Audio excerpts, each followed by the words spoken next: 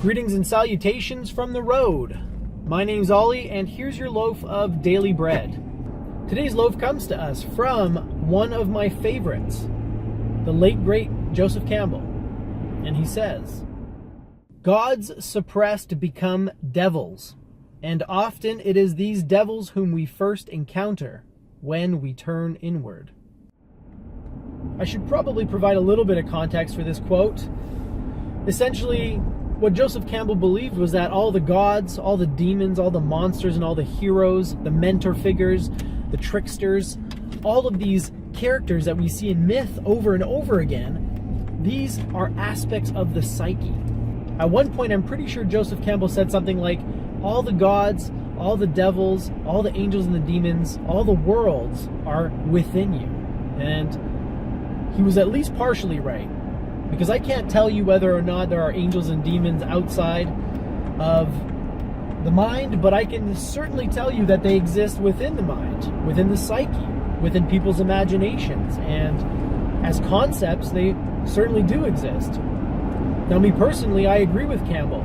I think all of these creatures, these mythological characters that we're so used to, are aspects of our own psyche that we've projected out into the world and into our stories and myths. And so, essentially, by studying these things, you can learn about yourself, and you can learn about some of the common pitfalls that come with self-awareness and self-knowledge. So when he says that gods who are repressed turn into devils, what he's saying is sometimes we repress aspects of ourselves which are godly. Not in the bearded sky daddy way, but just godly in the sense of being divine and being harmonious. Good aspects of ourselves, which we repress due to maybe peer pressure. Maybe you don't want to be that kind of guy or that kind of girl because you're afraid that people are going to think badly of you. So you repress this God and it becomes a devil. And if you ever get around to exploring yourself and going within, what Campbell is warning us about is the fact that these repressed gods, which become devils, are often the gatekeepers of the psyche.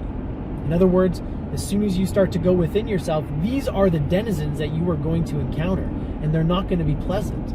They're not going to be fun. So be warned.